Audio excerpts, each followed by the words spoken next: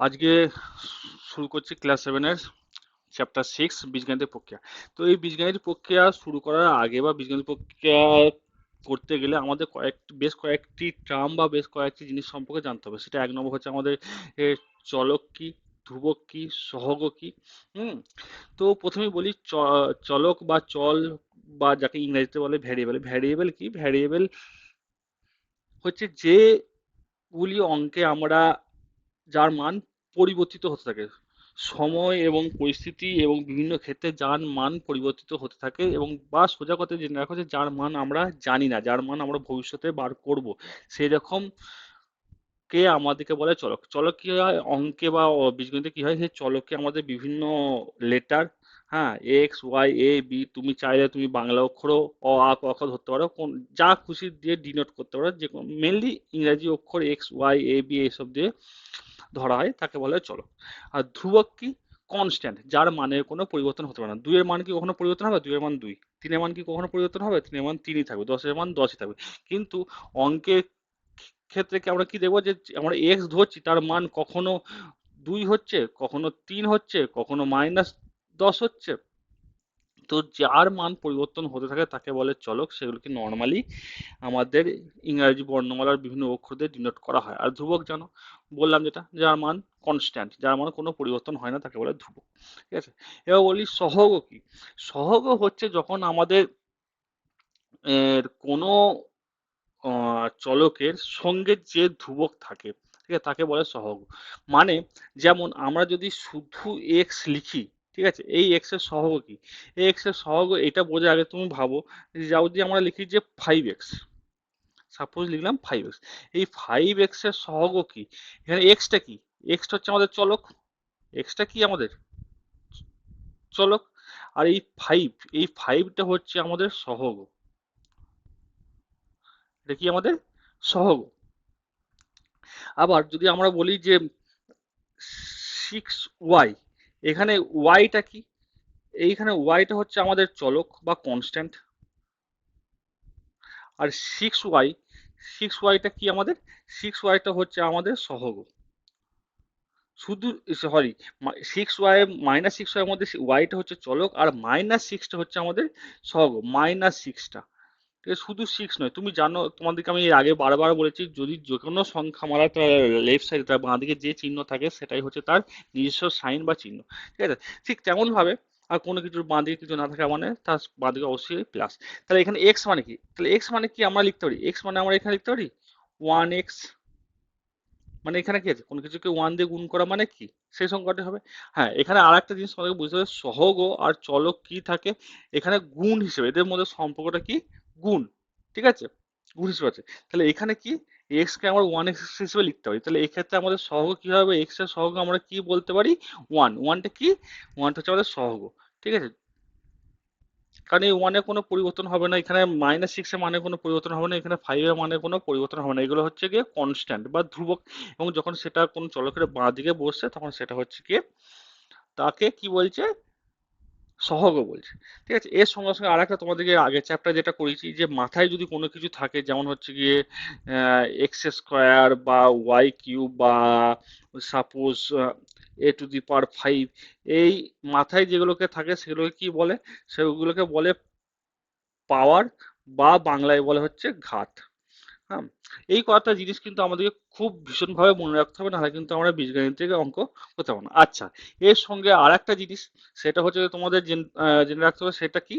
সেটা হচ্ছে গিয়ে আমাদের এই বীজগণিতের এক একটা সংখ্যা কি হয়, যখন বীজগণিত থেকে যখন এক একটা চল ধ্রুবক এগুলো কি হয়েছে, যখন আমাদের পাশাপাশি কোনো না কোনো চিহ্ন দ্বারা যুক্ত হচ্ছে, তখন সেটাকে আমাদের কি বলছে? বীজগাণিতিক সংখ্যামালা।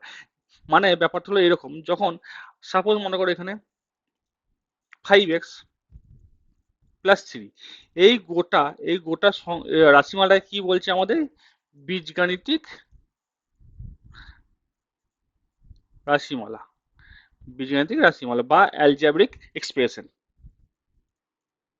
ঠিক আছে, বীজগাণিতিক ইংরেজি হচ্ছে অ্যালজেব্রিক এক্সপ্রেশন।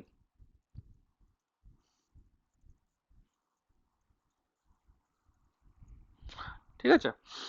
এইখানে দেখো, এইখানে যদি বলে যে উম, আমাদের এক্স এর সহগ কি? এখানে আমাদের এক্স এর সহগ হচ্ছে 5, 5টা হচ্ছে আমাদের কি এক্স এর সহগ। 3টা কি? 3টা হচ্ছে আমাদের, আচ্ছা এক্সটা কি? এক্সটা হচ্ছে আমাদের চলক বা ভ্যারিয়েবল, আর 3টা হচ্ছে আমাদের ধ্রুবক, যেগুলো তোমাকে একটু আগেই বললাম। আশা করছি বুঝতে পারছো। আর গোটাটা কি? গোটাটা হচ্ছে আমাদের বীজগাণিতিক রাশিমালা বা অ্যালজেব্রিক এক্সপ্রেশন।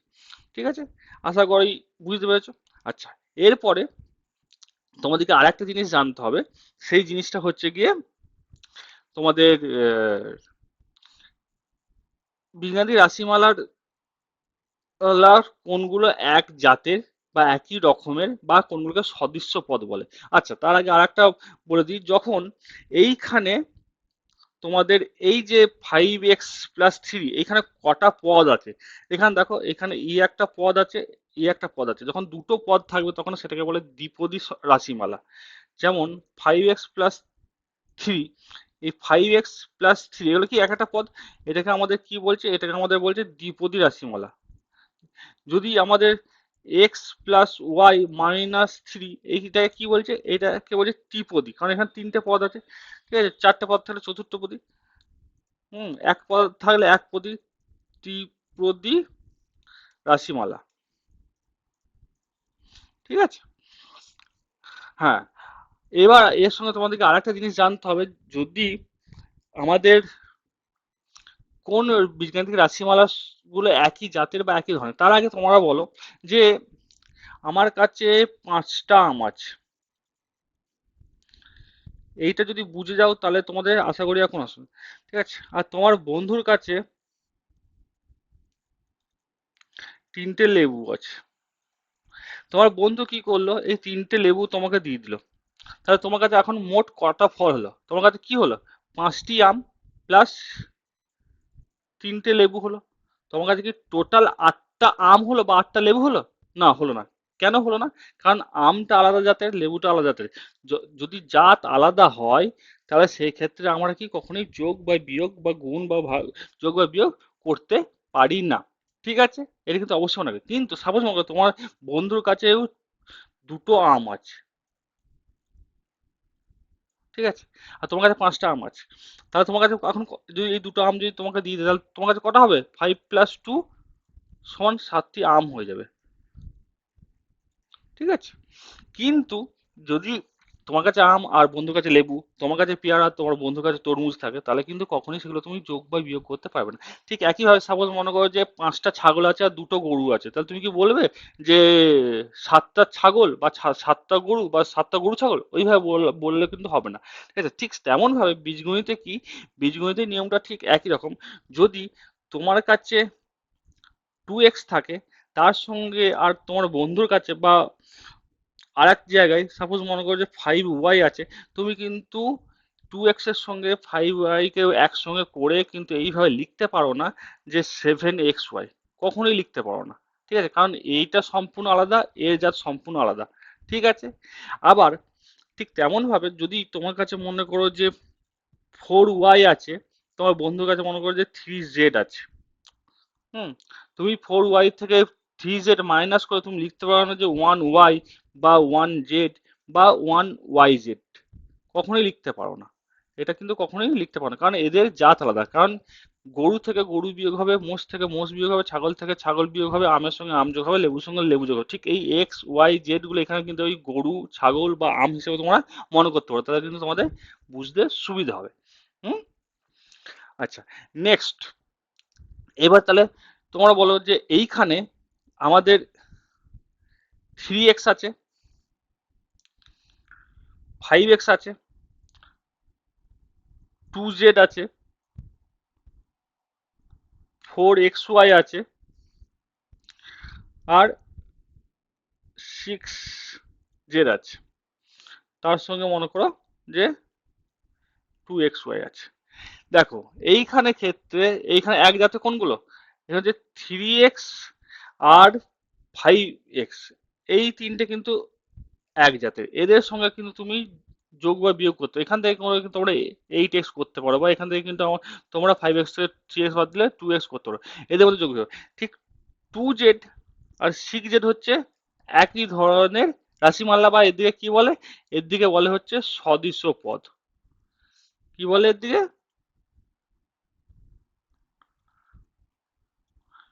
সদৃশ পদ। আবার এইখানে 4xy আর 2xy, এই দুটো কি, এই দুটো হচ্ছে সদৃশ পদ। আমাদের যোগ বিয়োগ যা হবে সেগুলো কিন্তু আমাদের এই সদৃশ পদের মধ্যেই হবে, আমাদের কিন্তু অসদৃশ পদের মধ্যে হবে না। যেমন 5x আর 2z এগুলো কি হচ্ছে আমাদের অসদৃশ পদ। ঠিক আছে, তো আশা করছি বুঝতে পারছি। আচ্ছা, এর সঙ্গে যদি সাপোজ মনে করো আরেকটা আছে, 2x² আর 2xy²। দেখো, এইটাও কিন্তু সদৃশ্য পদ নয়, ঠিক আছে, এরাও কিন্তু অসদৃশ্য পদ। কারণ দেখো, এখানে এক্স এর ঘাত কত, 2, আর এখানে এক্স এর ঘাত কত, 1। এখানে ওয়াই এর ঘাত কত, 1। এখানে ওয়াই এর ঘাত কত, 2। এখানে কিন্তু এই দুটোও কিন্তু অসদৃশ্য পদ। সদৃশ্য পদ হতে গেলে, সদৃশ্য পদ হতে গেলে কি হতে হবে, তাদের সবার আগে তাদের নিয়ম হচ্ছে তাদের ঘাত এক হতে হবে। ঘাত এক হতে হবে, বা এক হতে হবে, বা ঘাত সমান হতে হবে। আর 2 নম্বর কি, চলকগুলো একই থাকতে হবে। যে চলকগুলো আছে এক্স ওয়াই যেগুলো আছে, সেগুলো কি কিন্তু একই থাকতে হবে। বা এখানে তোমরা বলতে পারো যে সব চলকের ঘাত সব সবই সমান হতে হবে দুটো বা দুইয়ের অধিক রাশিমালার সঙ্গে, তবে সেই পদগুলি বা সেই রাশিমালাগুলি কি হবে, সদৃশ্য পদ হবে। ঠিক আছে, আশা করছি বুঝতে পেরে থাকো। আচ্ছা, আর তোমরা যদি চ্যানেলে নতুন হও অবশ্যই কিন্তু চ্যানেলটা সাবস্ক্রাইব করে দিও, যাতে করে তোমরা এরকম ইনফরমেটিভ ভিডিও জানতে পারো, বা ম্যাথে তোমাদের বেস ক্লিয়ার হয়। যদি তোমরা এইগুলো এখনো পর্যন্ত বুঝতে পেরে থাকো, তাহলে কিন্তু আমাদের বীজগাণিতিক প্রক্রিয়ার কোষে দেখি 6.1-এর অঙ্কগুলো কিছুই না। ঠিক আছে, আশা করছি তোমরা বুঝতে পেরেছো। যদি না বুঝতে পারো, কোনো জায়গায় কোনো অসুবিধা থাকলে আমাকে আবার একবার জানিয়ে দেবে কমেন্টের মাধ্যমে, আমি তোমাদের সেই জায়গাটা ক্লিয়ার করে দেবো। ঠিক আছে, তাহলে দেখে নাও আমরা কি কি আলোচনা করলাম এখানে। এখানে আমরা আলোচনা করলাম, 1 নম্বর হচ্ছে আমাদের চলক কি, ধ্রুবক কি, 2 নম্বর হচ্ছে সহগ কি, তারপর হচ্ছে কি আমাদের সদৃশ্য পদ কি, 3 নম্বর হচ্ছে আমাদের সেই রাশিমালাটা এক পদী না দু পদী না তিন পদী, এক পদী, কটা পদ আছে সেইটা আলোচনা করলাম। ঠিক আছে, তার সঙ্গে আর কি আলোচনা করলাম, হ্যাঁ, বীজগাণিতিক রাশিমালা কোনটা। বীজগাণিতিক রাশিমালা হচ্ছে যখন বললাম, যখন সেগুলো নিজস্ব চিহ্নের মাধ্যমে যুক্ত হয় একটা পদের সঙ্গে আরেকটা পদ, সেটাকে আমাদের কি বলে, বীজগাণিতিক রাশিমালা, বা হচ্ছে অ্যালজেব্রিক এক্সপ্রেশন, যেটা তোমাদেরকে আগে বললাম। ঠিক আছে, এই জিনিসগুলো তোমরা আশা করছি বুঝতে পেরেছো। আচ্ছা, ঘাত বা পাওয়ার কি সেটাও তোমাদেরকে বলেছি। এই জিনিসগুলো যদি তোমরা মনে রাখতে পারো, তাহলে বীজগাণিতিক প্রক্রিয়া অঙ্কগুলো খুব সহজ হবে। চলো, দেরি না করে শুরু করা যাক এবার। কোষে দেখি অঙ্কগুলো খুব সহজ এবং সাধারণ অঙ্ক দিয়েছে। হুম চলো শুরু করা যাক। কোষে দেখি 6.1, একে দেখে এটা কি হয়েছে, এক্স এর সঙ্গে ওয়াই যোগ। তাহলে দেখো, এক্স সম্পূর্ণ একটা আলাদা আর ওয়াই সম্পূর্ণ একটা আলাদা বীজগাণিতিক চলক। তাহলে এক্স এর সঙ্গে ওয়াই যোগ মানে কি, এক্স প্লাস ওয়াই। ঠিক আছে, এক্স এর সঙ্গে ওয়াই যোগ, কখনো কিন্তু পাশাপাশি এক্স ওয়াই লিখে দেবে না। এক্স ওয়াই মানে কিন্তু এক্স গুণিতক ওয়াই। ঠিক আছে, বীজগণিতে এটা কিন্তু অবশ্যই মনে রাখবে, যদি পাশাপাশি থাকে এক্স ওয়াই মানে হচ্ছে এক্স গুণিতক ওয়াই। বা এটাকে অনেক সময় দেখবে যে আমরা এক্স ডট ওয়াই লিখি, এই কারণে ওয়াই আর গুণিতকটা বীজগণিতে একই রকম ভাবে ইউজ হয়।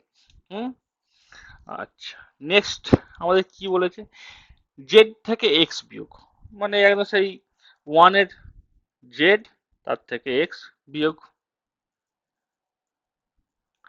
সে কি, পি এর দ্বিগুণের সঙ্গে কিউ যোগ। আচ্ছা, পি এর দ্বিগুণ মানে কত বলো। আচ্ছা, পি এর জায়গায় সাপোজ মনে করো 4, 4-এর দ্বিগুণ সমান কত, 4 গুণিতক 2 মানে 8 লিখতে পারতে, তাই তো।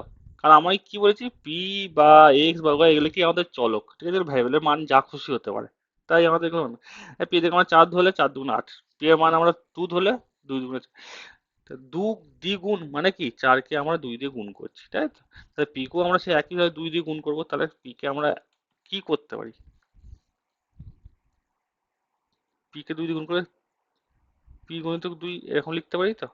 এরকম না লিখে বীজগণিতে কি হয়, যেটা থাকে, যে সংখ্যা থাকে সেই সংখ্যাটা আমাদের কিন্তু আগে লিখতে হয়, সেটা কিন্তু আমাদের সহজ ইউজ হয়। 2p, তার সঙ্গে কি বলেছে, কিউ যোগ, বোঝা গেছে। ঠিক একইভাবে দিয়ে এটা এক্স এর বর্গের সঙ্গে এক্স গুণ, দেখো এটা খুব মজার, এক্স এর বর্গ, তাহলে আগে দেখো এক্স এর বর্গ মানে কি হচ্ছে, এক্স এর বর্গ মানে কি এক্স স্কোয়ার, তার সঙ্গে আবার এক্স গুণ, তার সঙ্গে আবার এক্স গুণ করতে বলেছে। এইবার বলো এক্স আর এক্স কি, তোমরা বলবে স্যার এগুলো সদৃশ্য পদ নয়, আমিও বলছি এই দুটো কিন্তু সদৃশ্য পদ নয়, এক্স স্কোয়ার আলাদা এক্স আলাদা। সদৃশ্য পদের মধ্যে শুধুমাত্র যোগ আর বিয়োগ হয়, আর অসদৃশ্য এবং সদৃশ্য পদের মধ্যে গুণ এবং ভাগ দুটোই করা যায়। এইখানে দেখো আমার এই আগের চ্যাপ্টারের সূচকের ধারণাতে কি দেখেছিলাম, যদি আমাদের বেস বা নিধান এক হয়, তখন গুণের সময় কি হয়, পাওয়ারে পাওয়ারে যোগ হয়ে যায়, আর কোনো কিছু মাথায় কিছু না থাকা, কোনো পাওয়ার না থাকা মানে কি, তার মাথায় এক, তাহলে এক্স এর মাথায় ওয়ান আছে, এখানে কি আছে টু, 2 + 1 সমান এক্স কিউব, বুঝতে পেরেছো। ঠিক একইভাবে যদি তোমরা ইয়েরটা দেখো, এক্স এবং ওয়াই এর যোগফলে একের অংশ, এক্স আর ওয়াই এর যোগফল কত, x + y, যোগ ফলের এক চান্স, মানে এর সঙ্গে যদি এর দাও, যোগ ফলের বলেছি তো, এর এক চার, মানে x + y ইন্টু এক চার, বা এটাকে আমরা এরকম করে লিখতে পারি, এক চারটাকে সামনে নিয়ে আসি, যেটা তোমাকে বললাম পাটিগণিতীয় সংখ্যাগুলোকে কি হয়, বীজগণিতের সংখ্যাগুলো আগে লিখতে হয়। ঠিক আছে, আশা করছি বাকি যে অঙ্কগুলো আছে, বাকি যে 3টে অঙ্ক আছে একের দাগে, সেই অঙ্ক তোমরা নিজেরা পারবে। আর ভিডিওটা ভালো লাগলে অবশ্যই লাইক শেয়ার অ্যান্ড কমেন্ট করো, এবং জানিও কেমন লাগলো।